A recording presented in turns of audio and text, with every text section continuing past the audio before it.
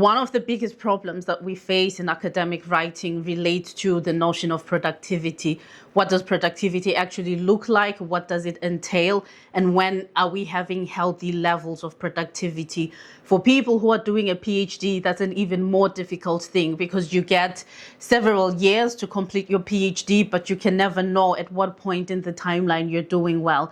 And if you would cross over to become an academic, it gets even worse. So if you are doing academic publishing, how many publications are good enough in a year? Is it 2 or 4 or 5? We don't know. But actually, we do know when people have too much, and we kind of know when people have too little, and ideally you want to fall in between. So let's unpack this notion of productivity within the academic writing space. And I think a good place to start is to sort of understand what we are trying to achieve with academic writing. So one of the things that I always tell my students is that even when you're turning in an assignment, it doesn't have to be your dissertation, and you don't have to be operating at the level of the PhD. I have one golden rule for them: you need to have depth rather than breadth. Right? So whatever you're going to commit time to researching and understanding better, you must develop a deeper understanding of that particular thing rather than a wider understanding of that thing. Because if you get this depth, if you get this breadth, what it actually means is that you just have sometimes just a bucket list of things, and those things are usually just lists, and therefore they don't necessarily help you to talk about relationships and explanations that can help us to predict things related to that phenomenon in the future. When you get depth of insights, then it means that you understand a specific problem deeply enough for that understanding to be something that can be converted into something useful or practical going forward. So only through depth of insights are we able to get an understanding of underlying patterns that inform the things that we see in everyday life. And when we have an understanding of those patterns, then we're in a better position to explain them, and we're in a better position to predict them. And so it means that though this process is very, very inefficient, and I'm going to get to this later, one of the things is that it actually saves us time projecting into the future. Once we understand the phenomenon sufficiently well, and other people can improve on the understanding that you have realized, then it means that over time, our capacity to make decisions concerning those things is also going to be better, and we're going to be more efficient at actually diagnosing problems that are related to the issue that we have studied. So this is the ultimate goal, if you would ask me, that we are trying to achieve with academic writing. We want to have depth of insights as opposed to breadth of insights, because breadth doesn't tell us much. And in the long run, we just collect lists without ever understanding underlying patterns and mechanisms that would allow us to be then efficient going forward. So if you would ask me about the question of efficiency in academic writing, I don't think that it makes sense to pursue, for example, writing your literature review over the weekend.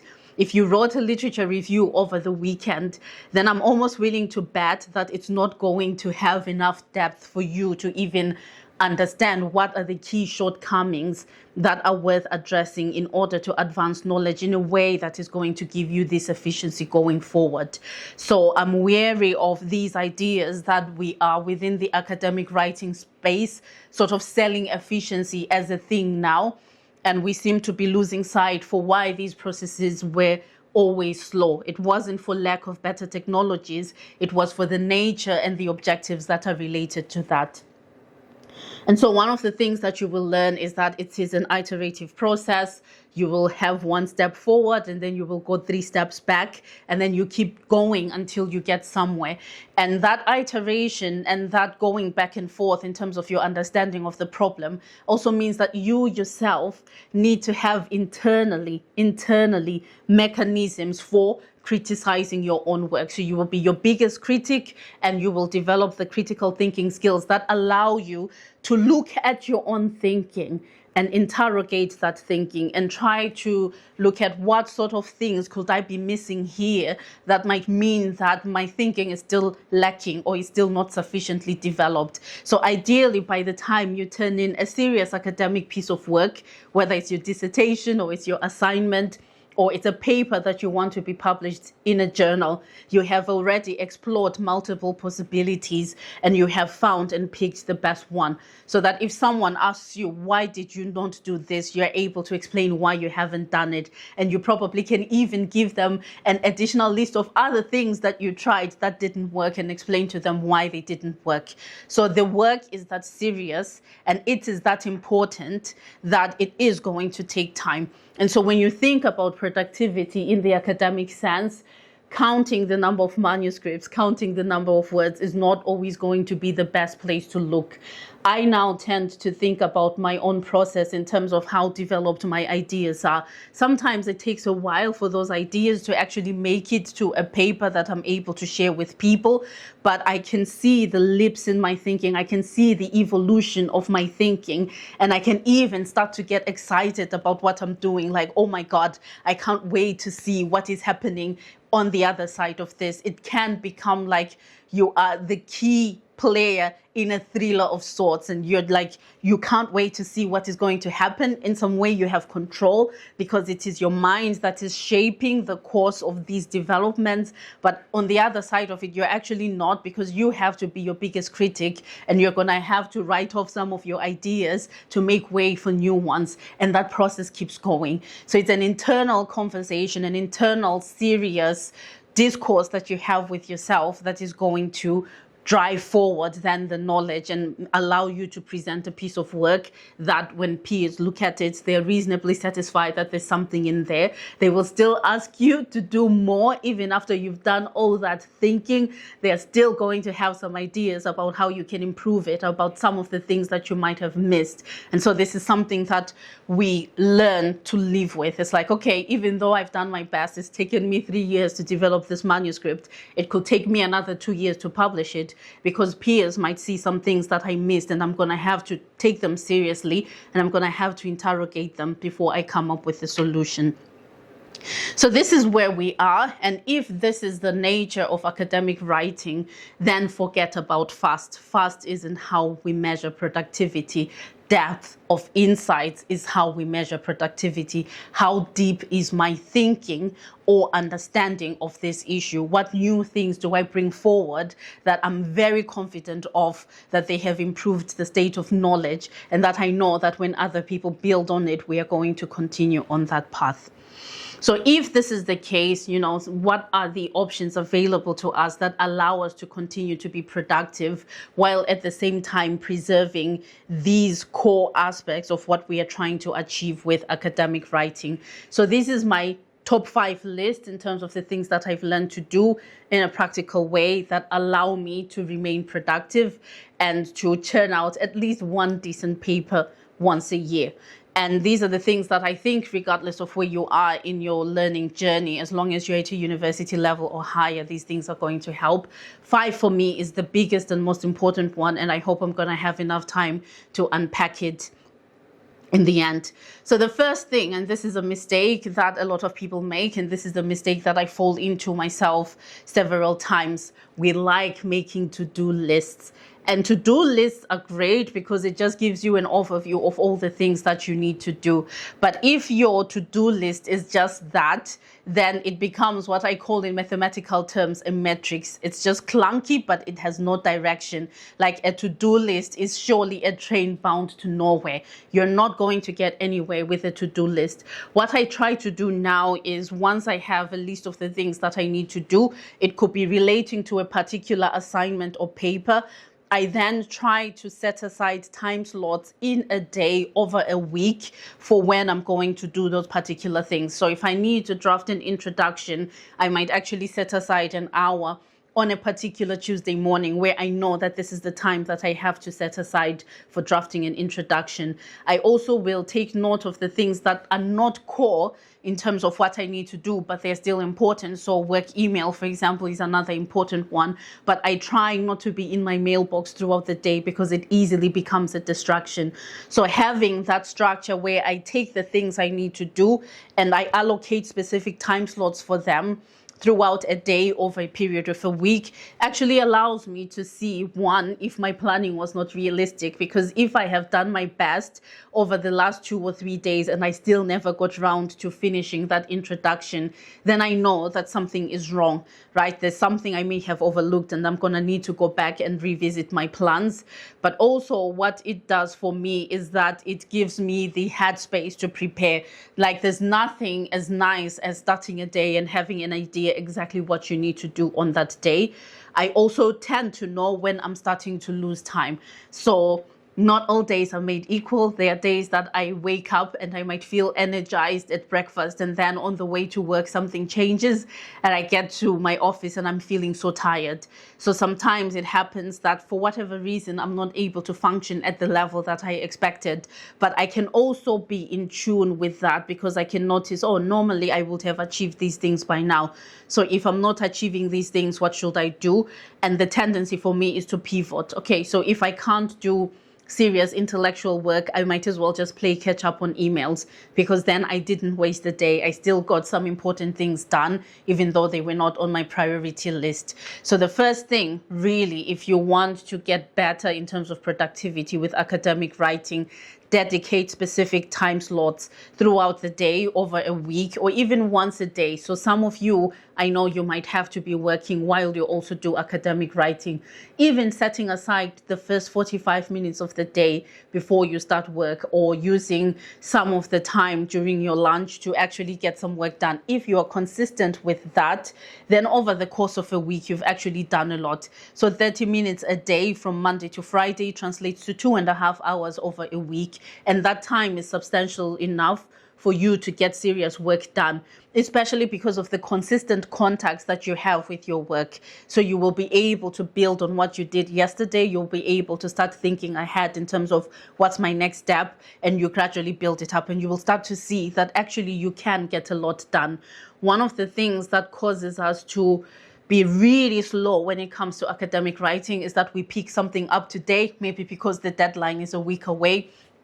And then we try to do it, then we realize we're never going to make that deadline. Then we ask for an extension, and the moment we get it, we forget about it, we put it away. Then when you pick it up again, you even have to remember, you have to reorient yourself into the work that you started doing. And then it becomes really difficult for you. So it creates unnecessary friction that consistently sets you back. And therefore, it doesn't really help. So you are better off being more realistic by allocating small chunks of time on a consistent basis to focus on your academic writing tasks, than waiting for the big chunk of time that may never fall from the sky to actually be able to do a lot of things once. Because it also means that your brain disengages and you have to crank it and warm it up before you're able to do anything. So by the time you get that chunk of time, even if you really could get it, there's so much time that you lose just trying to get yourself into the place where you can actually get work done. So try this and let me know how it goes for you. If you would like something that's even more practical and even more detailed, then I would recommend an article that's called The Sunday Meeting. And I forget who writes it, but I can put it in the description when this video is out. So The Sunday Meeting, which is published in the, I think it's Times Higher Education or something like that.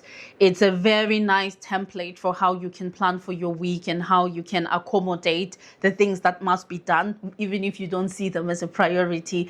And it therefore means that you have a realistic sense of how much time you really have in a day or over a week to dedicate to academic writing.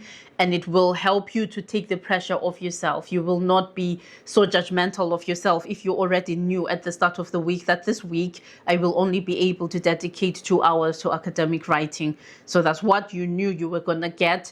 You put your best time or best foot forward, and you got what could be done in that time.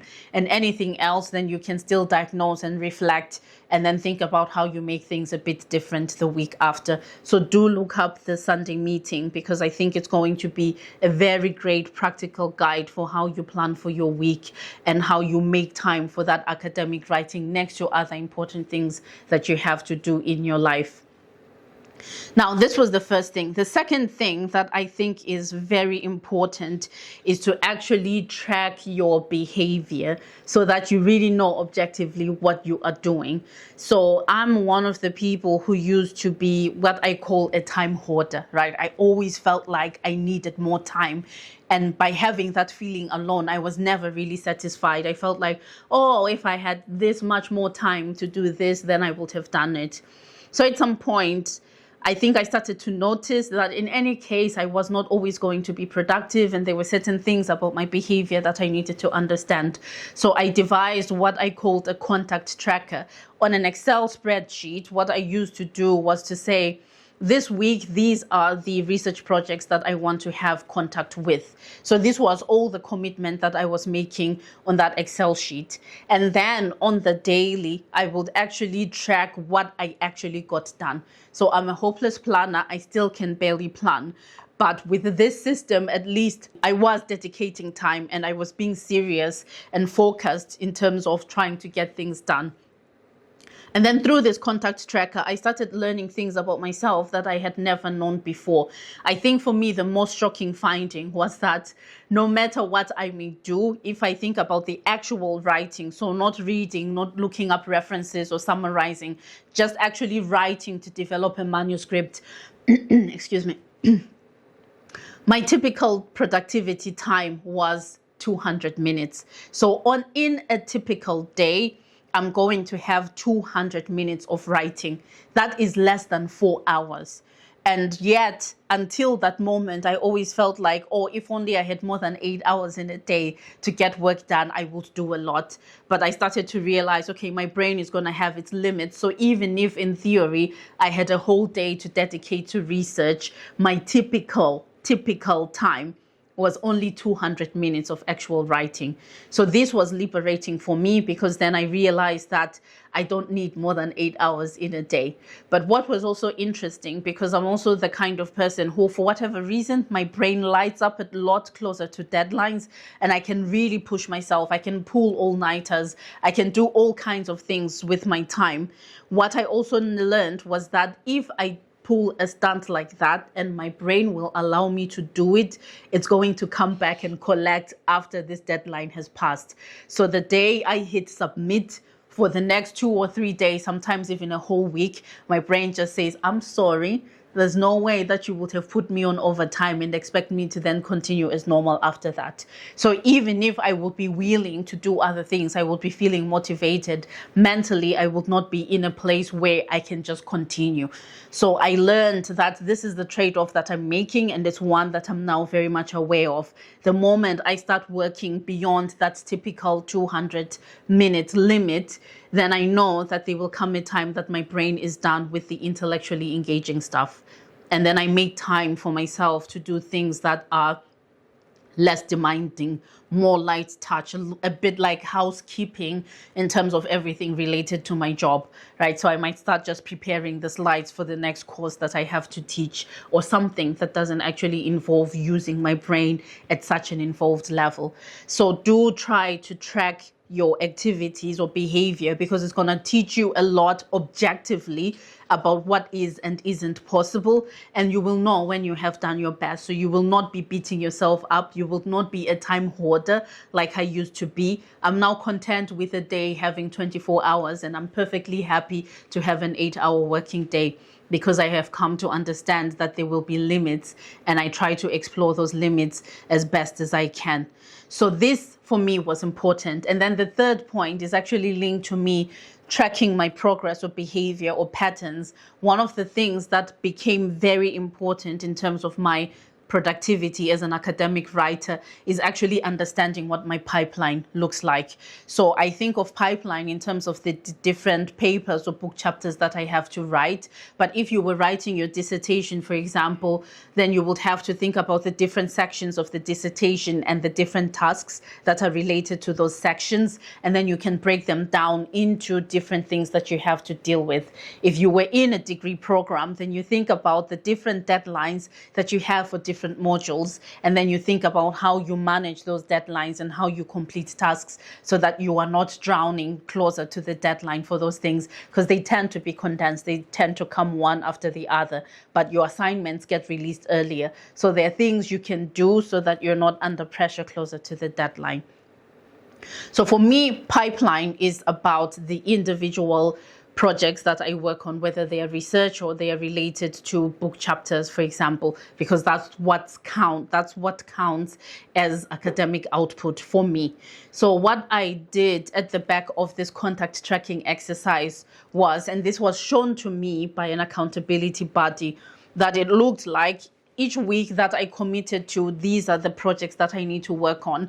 If you look at the Excel sheet, it was clear that typically I would work on 2 projects. And there was one that seemed to get more time than the others. And usually if I plan to do 3 or 4 projects, then most of the time I wouldn't actually even get to the 4th one. I might do something with the 3rd one, but not the 4th one. So already looking at this became a revelation. I was like, okay, so it looks like at any given time, if I'm realistic, I can work on 2 projects, one leading over the other. And the projects that were leading for me were those projects that are a bit closer to conclusion. Like I'm now preparing the manuscript to really submit it to a journal. It means all the hard work related to the analysis and everything else has already been done. So this is my main project because I can plan a bit more realistically when my deadline is going to be. Until I get to that point, I can never know when I'm going to be done. Some papers have taken me years to work on before they were actually submitted. And some papers have taken about a year, maybe because there was a special issue call that I was working towards. So there's a lot of variation there that I cannot control, but I can have a control over the understanding of what are my 2 priority projects at any given time, and of the 2, which one is important enough that I dedicate the most resource to it. So I now call these my main projects.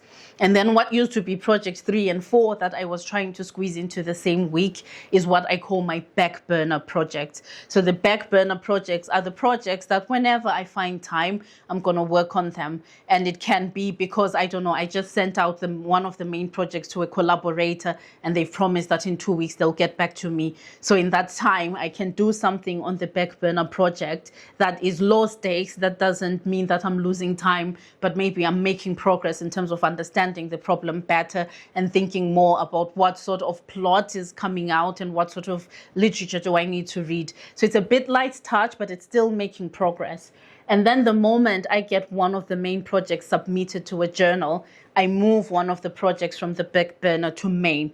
And then I have a 3rd tier, which is what I call my parking lot. So my parking lot is all the ideas that I hope while I'm still productive, I'm going to be able to work on them. And they are so important. Some of them are just passion projects. They are not always necessarily linked to my academic profile and what sort of academic attainment I would like to achieve. But a lot of them will still be academic in some sense. Something graduates from back burner to main, I go into the parking lot and I'm like, we're going to pick this one and we'll move it to the back burner. What this has allowed me to do is to stop over committing, like trying to do so much at once that in the end I'm not even getting anywhere. And I'm actually now at a point where I'm thinking about my parking lot projects and thinking I might have to let some of them go, because realistically speaking, I have more ideas than I have time in the day to actually pursue those ideas. So unless I come into big money and I can hire a bunch of PhD students who will be very passionate about similar things, I'm just going to have to go in the parking lot and kill some of my darlings off, just bid them farewell and say, you know what, maybe in another life, but not in this one.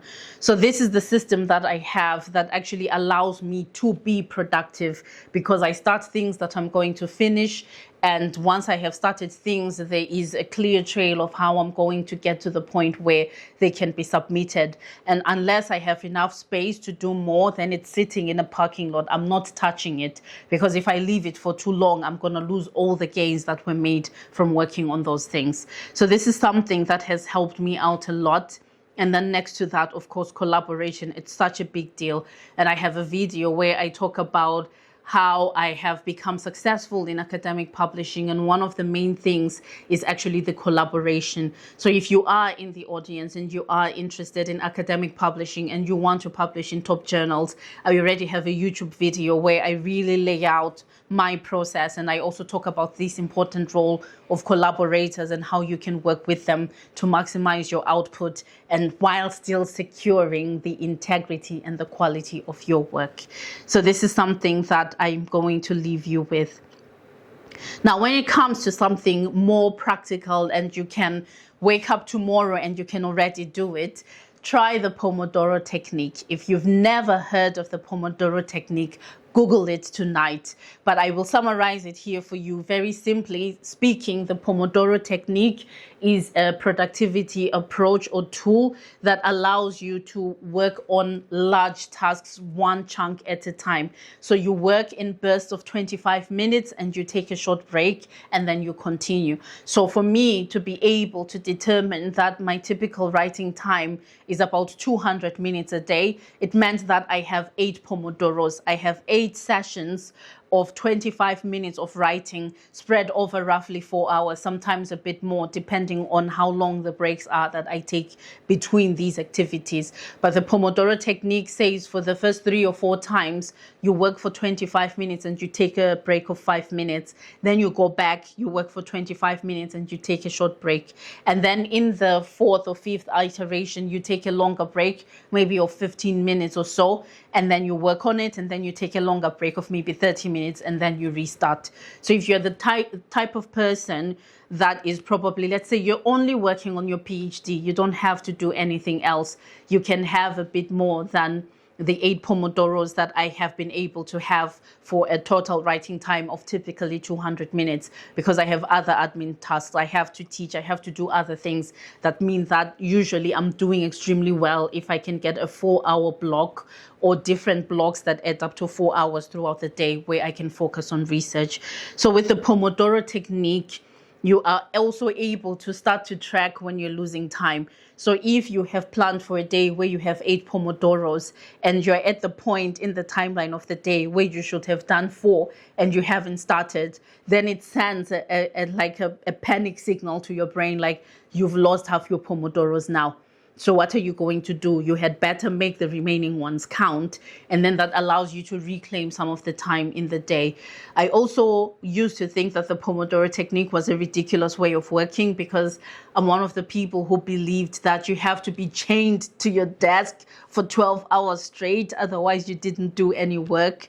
But I actually realized that really if I work in 25 minutes, it's a finite enough time window for me to commit to forgetting everything else and just doing this. It's just 25 minutes. It's not 12 hours, right?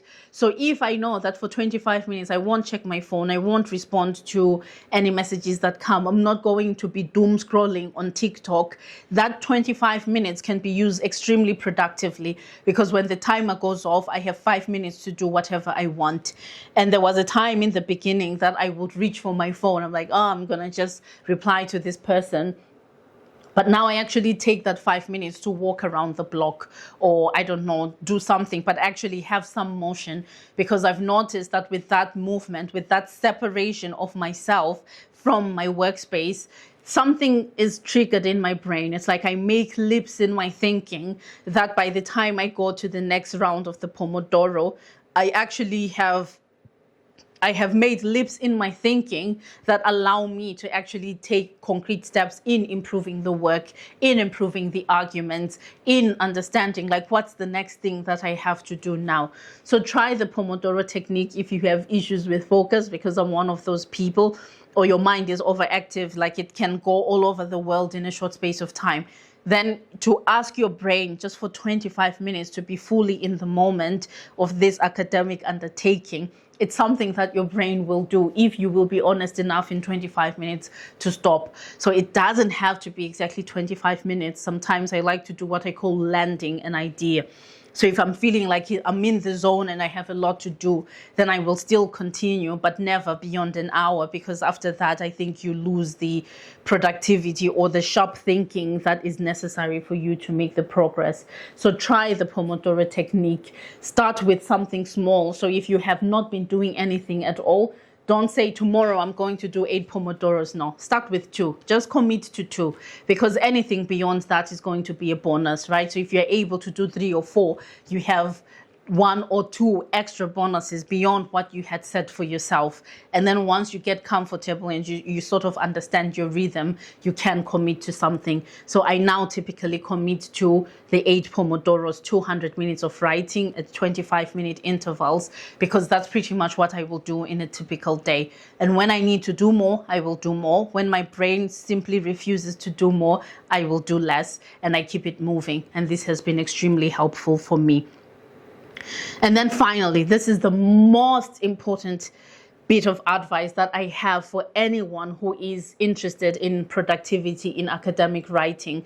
The interesting thing about academic writing is that we have a lot of things that are standardized even across disciplines, that we expect in a predictable fashion that this is how they are going to look. So for example, the structure of a paper, regardless of the discipline, will tend to have an abstract, then an introduction, literature review, method section, results section, and discussion/conclusions, or this might be separate. But this is the typical structure that we have come to expect when it comes to academic papers. The abstract also typically has the same type of information even across disciplines, and the same is true for the introduction and so on.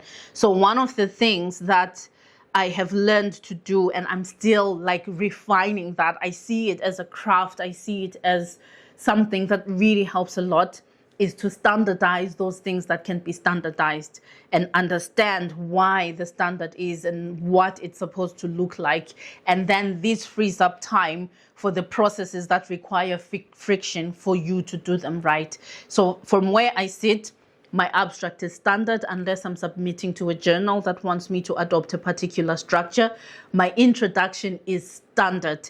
At this point on YouTube, I have 3 videos on the introduction. One talks about how you write a great introduction. So it presents that structure and the contents that have to be there and the processes for generating those contents. I have another video on the introduction that talks about what literature should you cite in the introduction, because a lot of people actually don't understand that the literature becomes relevant from the moment you write your first sentence in an academic manuscript. So there I take you through, like, for all the important things, what sort of literature do you cite, how can you find it, and how does it help to strengthen your case so that your readers are actually interested in reading further. And then I have a third video where I talk about my own process for writing the introduction. And I talk about how I used to write the introduction last. I used to believe that the introduction should be written last, but now I write that introduction first, and I revisit it multiple times throughout the lifetime of the manuscript. And then I will write it last once the rest of the manuscript has been finalized. And I explain why this is a very efficient way of working, and that it allows me to achieve that depth that I'm talking about. So my thinking gets deeper as I interrogate more what my goals actually are and try to understand, like, what really is the gap. So my first draft of the introduction is going to have a shaky, very shaky contribution. It might even have a weird question, but at least it gives me a bit of scope going into the literature and understanding what I should be looking for in the literature. And then as I find things in the literature, I will go back and I will revise it. So for me, the introduction is so standardized and the process is so standardized that I know exactly what to do. If I'm leading a project, this is how I'm going to do it. These are the paragraphs that I'm going to have. Always 5 paragraphs for my introductions, maybe 6 if I need to say more about the research gap, but that's it. So if you find my YouTube page, Dr. Nonichi Extra, you will find those videos. I also have a very standard structure for method sections, because a lot of my research is qualitative research and it's exploratory. So I have the same template for the structure that I adopt for the method section. So I can write my method section, the first draft, through those 200 minutes, right? So if I sit in a day and I just need to describe what I have done and I need to explain the setting and everything, first draft is done in one day through my 200 minutes of writing on my 8 Pomodoros. And then of course it's still gonna need tweaking, it's still gonna need checking, it's still gonna need fine tuning, but I have a draft that I can work with. And now I'm at a point where I also have the same sort of standard literature, methods literature that I rely on. And every once in a while, I just check if we have new, more up-to-date references that talk about methods that might change something in terms of what I do, or just allows me to show that this is a contemporary method or approach that we are using in terms of methods. But my methods are so standardized. And I also have a video on YouTube. So if you go to my YouTube page, Dr. Nonichi Extra, you are also going to find my video, How to Write a Great Method section, and it's going to take you through exactly what you need to be doing in order to generate a good method section. I've also standardized my discussion sections in terms of the structure. So for that also I have a YouTube video, How to Write a Discussion section, and there I start by saying, okay, you acknowledge what you find that's already out there, because we don't reinvent the wheel and we don't want to spend too much time on what's already known. Then the rest of the section is dedicated to me talking about what is new and actually nuancing the ways in which it is new. Is it an omission from the existing literature? Is it something that they missed altogether, so it's completely new and I'm bringing it to their attention? Is it a contradiction and an explanation for why that contradiction might exist? But once I have nuanced the newness of my work, it makes it easier for me to talk about, so what are the implications for research? What does this new knowledge mean for us doing research on this topic going forward? And what does it mean for practitioners in terms of them thinking about how they take this and action it in order to make improvements in real life? And then I will talk about the contributions if I feel like I didn't spend enough time on them in the introduction. But sometimes I'm either placing the contribution in the introduction or the discussion, but most times both, because I'm going to expand it a bit more in the discussion section. And then finally, I'm going to talk about the limitations. So what are the limitations of my work? And what can be done in future work in order to improve the state of knowledge. And that's it. So this structure of the discussion, I also have a YouTube video for it where I describe what you have to do. And so if I know I have a standardized structure for the introduction, I have a standardized structure for the method section, I have a standardized structure for the discussion section, what am I spending most of my time on? Because some drafts of my papers are 2 years in the making before they're even submitted to a journal. Then these are the processes that I call the processes that require friction. You naturally have no control over how long they're going to take, like your literature review, for example. So whereas I can have a sense of what is the key literature at the starting point, I may find something that redirects me and I have to look in another strand of literature, and that might cause another redirect. And sometimes I even end up looking at literature that is outside of my discipline, but is close enough to give me some insights to understand the problem better. So I don't hurry my literature review sections.